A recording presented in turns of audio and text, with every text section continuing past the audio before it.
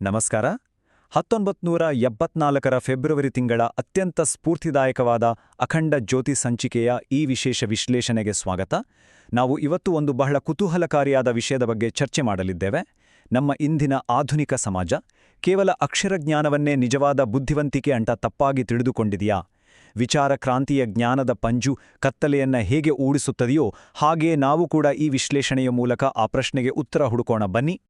ಈ ಸಂಪೂರ್ಣ ಜ್ಞಾನದ ಪಯಣವನ್ನು ನಾವು 4 ಸ್ಪಷ್ಟ ವಿಭಾಗಗಳಲ್ಲಿ ಅರ್ಥ ಮಾಡಿಕೊಳ್ಳಲಿದ್ದೇವೆ. ಮೊದಲನೆಯದಾಗಿ ಬುದ್ಧಿವಂತಿಕೆಯ ನೈಜ ಪರೀಕ್ಷೆ, ನಂತರ ಅನಿಯಂತ್ರಿತ ಬೌದ್ಧಿಕತೆಯ ಬಿಕ್ಕಟ್ಟು, ಆಮೇಲೆ ಆತ್ಮ ಮತ್ತು ಶರೀರದ ನಡುವಿನ ವ್ಯತ್ಯಾಸ, ಹಾಗೂ ಕೊನೆಯದಾಗಿ ಉಜ್ವಲ ಭವಿಷ್ಯದತ್ತ ನಮ್ಮ ಹೆಜ್ಜೆ. ಮೊದಲನೇ ವಿಭಾಗಕ್ಕೆ ಬರೋಣ. ಬುದ್ಧಿವಂತಿಕೆಯ ನೈಜ ಪರೀಕ್ಷೆ ಅಂದ್ರೆ ನಾವು ನಿಜವಾಗಲೂ ಬುದ್ಧಿವಂತರೇ? ಆ ಕಾಲದ ಅಖಂಡ ಜ್ಯೋತಿಯ ಬರಹಗಳು ನಮ್ಮನ್ನು ಒಂದು ಆಳವಾದ ಪ್ರಶ್ನೆಗೆ ಕರೆದೊಯ್ತವೆ. ಸ್ವಲ್ಪ ಯೋಚಿಸಿ, ಯಶಸ್ಸಿನ ಬಗ್ಗೆ ನಮ್ಮ ಇಂದಿನ ಆಧುನಿಕ ಹಾಗೂ ಭೌತಿಕ ವ್ಯಾಖ್ಯಾನ ಇದೆಯಲ್ವಾ, ಅದು ವಾಸ್ತವವಾಗಿ ಒಂದು ರೀತಿಯ ಆಧ್ಯಾತ್ಮಿಕ ಮೂರ್ಖತನವೇ ಆಗಿರಬಹುದಾ? ನಾವೆಲ್ಲರೂ ಒಮ್ಮೆ ಗಂಭೀರವಾಗಿ ಪ್ರಶ್ನಿಸ್ಕೊಳ್ಬೇಕಾದ ವಿಷಯ ಇದು. ಮನುಷ್ಯರು ಅಂದ್ರೆ ಕೇವಲ ಯಾವುದೋ ಜೈವಿಕ ಯಂತ್ರಗಳಲ್ಲ, ಅಥವಾ ನಮ್ಮ ಪೂರ್ವಜರ ಅಚ್ಚಿನಲ್ಲಿ ರೂಪುಗೊಂಡ ಬರೀ ಆಟಿಕೆಗಳೂ ಅಲ್ಲ. ಹರಿಯುವ ನದಿಯಂತೆ ನಾವೆಲ್ಲರೂ ಅಪಾರವಾದ ಮತ್ತು ಇನ್ನೂ ಹೊರಹೊಮ್ಮದಂತಹ ದೊಡ್ಡ ಆಧ್ಯಾತ್ಮಿಕ ಸಾಮರ್ಥ್ಯವನ್ನು ಹೊಂದಿದ್ದೇವೆ ಅನ್ನೋದನ್ನ ಈ ಮೂಲಪಠ ನಮಗೆ ಪದೇ ಪದೇ ನೆನಪಿಸುತ್ತೆ.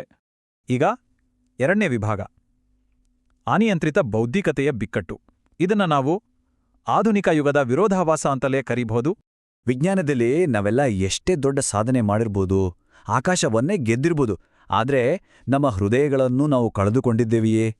ನಮ್ಮ ಅಗಾಧವಾದ ಬಾಹ್ಯ ವಿಜಯಗಳಿಗೂ ನಮ್ಮ ಒಳಗಿರುವ ಭಾವನಾತ್ಮಕ ಶೂನ್ಯತೆಗೂ ಇರುವ ಅಂತರ ಎಷ್ಟು ದೊಡ್ಡದಲ್ವಾ? ಈ ಪ್ರಬಂಧದ ಪ್ರಮುಖ ಎಚ್ಚರಿಕೆ ನಮ್ಗೆಲ್ಲ ಒಂದು ಕನ್ನಡಿ ಹಿಡಿದಂತಿದೆ. ಆಕಾಶದ ಮೇಲೆ ವಿಜಯ, ಆದ್ರೆ ಹೃದಯದಲ್ಲಿ ಪರಾಜಯ. ಅಂದ್ರೆ ಮನುಕುಲ ನಕ್ಷತ್ರಗಳನ್ನ ಮುಟ್ಲು ಹೊರಟಿದೆ ನಿಜ, ಆದ್ರೆ ನಮ್ಮ ಆಂತರಿಕ ಭಾವನಾತ್ಮಕ ಜಗತ್ತು ಮಾತ್ರ ಸಂಪೂರ್ಣವಾಗಿ ಹತಾಶೆ ಮತ್ತು ಒಂಟಿತನದಿಂದ ತುಂಬಿ ಹೋಗಿದೆ. ಇದೊಂದು ಅತಿದೊಡ್ಡ ದುರಂತ. ಬಿರುಗಾಳಿಗೆ ಸಿಲುಕಿ ನರಳುತ್ತಿರುವ ದೀಪದ ಜ್ವಾಲೆಯಂತೆ ಯಾವುದೇ ಆಧ್ಯಾತ್ಮಿಕ ತಳಪಾಯ ಇಲ್ಲದ ಮನಸ್ಸಿನ ಸ್ಥಿತಿ ಕೂಡ ಹೀಗೇ ಇರುತ್ತೆ. ಸಾಹಿತ್ಯ ಬಹಳ ಸ್ಪಷ್ಟವಾಗಿ ಎಚ್ಚರಿಸುತ್ತೆ, ನೈತಿಕತೆಯೇ ಇಲ್ಲದ ನಿರಂಕುಶ ಬುದ್ಧಿವಾದ ಅಂದ್ರೆ ಈ ಅನಿಯಂತ್ರಿತ ಬೌದ್ಧಿಕತೆ ಇದೆಯಲ್ಲ, ಅದು ಅಂತಿಮವಾಗಿ ನಮ್ಮ ಸ್ವಯಂ ವಿನಾಶಕ್ಕೆ ದಾರಿ ಮಾಡಿಕೊಡುತ್ತೆ. ಬನ್ನಿ, ಮೂರನೇ ವಿಭಾಗದ ಕಡೆ ಗಮನಹರಿಸೋಣ. ಆತ್ಮ ಮತ್ತು ಶರೀರದ ನಡುವಿನ ವ್ಯತ್ಯಾಸ, ಅಂದರೆ ಬಾಹ್ಯದಿಂದ ಆಂತರಿಕದತ್ತ ನಮ್ಮ ಪಯಣ ಹೇಗಿರಬೇಕು ಅನ್ನೋದ್ರ ಬಗ್ಗೆ ಚರ್ಚಿಸೋಣ. ಇಲ್ಲಿ ನಾವು ಒಂದು ವಿಚಾರವನ್ನ ಕೇವಲ ಬೌದ್ಧಿಕವಾಗಿ ತಿಳಿದುಕೊಂಡ್ರಷ್ಟೇ ಸಾಲದು. ಬದಲಿಗೆ ನಮ್ಮ ಈ ತಾತ್ಕಾಲಿಕ ಭೌತಿಕ ದೇಹದ ಅಗತ್ಯತೆಗಳಿಗೂ ಮತ್ತು ನಮ್ಮ ಶಾಶ್ವತವಾದ ಆತ್ಮದ ಸ್ವರೂಪಕ್ಕೂ ಇರುವ ಆಳವಾದ ವ್ಯತ್ಯಾಸವನ್ನು ನಾವು ಮನಃಪೂರ್ವಕವಾಗಿ ಒಪ್ಪಿಕೊಳ್ಳಲೇಬೇಕು. ಇವೆರಡರ ನಡುವಿನ ಅಂತರ ತುಂಬಾನೇ ದೊಡ್ಡದು. ದಟ್ಟವಾದ ಎಲೆಗಳ ಮೂಲಕ ಹರಿಯುವ ಸೂರ್ಯನ ಬೆಳಕು ಹೇಗಿರುತ್ತೆ, ಹಾಗೆಯೇ ಮೂಲ ಪಠ್ಯದಲ್ಲಿರುವ ಜೀವಸತ್ತ ಅಂದರೆ ಜೀವಶಕ್ತಿಯ ವ್ಯಾಖ್ಯಾನ ಕೂಡ ಅದ್ಭುತವಾಗಿದೆ.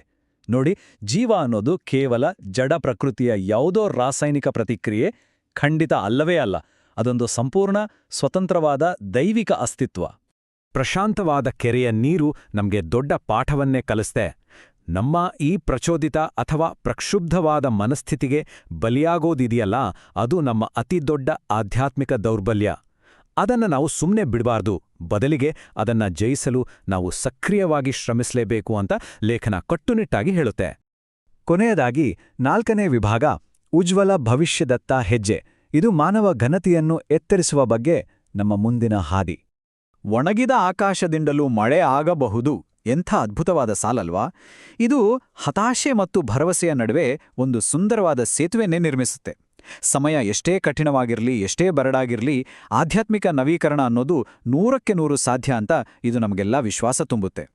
ಇಲ್ಲಿ ಕೇವಲ ತಾತ್ವಿಕ ವಿಚಾರಗಳಷ್ಟೇ ಇಲ್ಲ, ನಮ್ಮ ದೈನಂದಿನ ಜೀವನದಲ್ಲಿ ನಾವೆಲ್ಲರೂ ಅಳವಡಿಸಿಕೊಳ್ಳಬಹುದಾದಂತಹ ಸ್ಪಷ್ಟವಾದ ಪ್ರಾಯೋಗಿಕ ಬದಲಾವಣೆಗಳನ್ನ ಈ ಪ್ರಬಂಧಗಳು ನಮಗೆ ನೀಡ್ತವೆ. ಉದಾಹರಣೆಗೆ, ಮಾಂಸಾಹಾರದ ದುಷ್ಪರಿಣಾಮಗಳನ್ನು ಅರಿತು ಅಹಿಂಸಾತ್ಮಕ ಆಹಾರ ಪದ್ಧತಿಯನ್ನು ಅಳವಡಿಸಿಕೊಳ್ಳುವುದು, ಕ್ರೂರ್ಯವನ್ನ ಸೌಜನ್ಯದಿಂದಲೇ ಎದುರಿಸುವುದು ಮತ್ತು ಸಂಪತ್ತಿನ ಜೊತೆಗೆ ನಮ್ಮ ಸಭ್ಯತೆಯನ್ನು ಬೆಳೆಸಿಕೊಳ್ಳುವುದು, ಇವೆಲ್ಲವೂ ನಮ್ಮಲ್ಲಿ ನಿಜವಾದ ಬದಲಾವಣೆಯನ್ನ ತರಬಲ್ಲವು. ಒಂದು ಸುಂದರ ಸೂರ್ಯೋದಯ ಹೊಸ ದಿನವನ್ನು ತರುವ ಹಾಗೆ ಈ ಉನ್ನತ ತತ್ವಗಳನ್ನ ನಾವೆಲ್ಲ ಪಾಲಿಸಿದ್ರೆ ಖಂಡಿತವಾಗಿಯೂ ಇದೇ ಭೂಮಿಯ ಮೇಲೆ ನಾವೊಂದು ಹೊಸ ಸ್ವರ್ಗವನ್ನ ನಿರ್ಮಿಸಬಹುದು. ಈ ಸಾಹಿತ್ಯ ಅಂತಹ ಅಗಾಧವಾದ ಆಶಾವಾದವನ್ನ ನಮ್ಮೆಲ್ಲರ ಮುಂದಿಡುತ್ತೆ. ನಾವೀಗ ಈ ವಿಶ್ಲೇಷಣೆ ಕೊನೆಯ ಹಂತಕ್ಕೆ ಬಂದಿದ್ದೇವೆ. ಈ ಪ್ರಬಲವಾದ ಅಖಂಡ ಜ್ಯೋತಿಯನ್ನ ಸ್ಮರಿಸ್ತಾ ನಮಗೆ ನಾವೇ ಒಂದು ಗಂಭೀರವಾದ ಪ್ರಶ್ನೆಯನ್ನ ಕೇಳ್ಕೊಳ್ಬೇಕಿದೆ.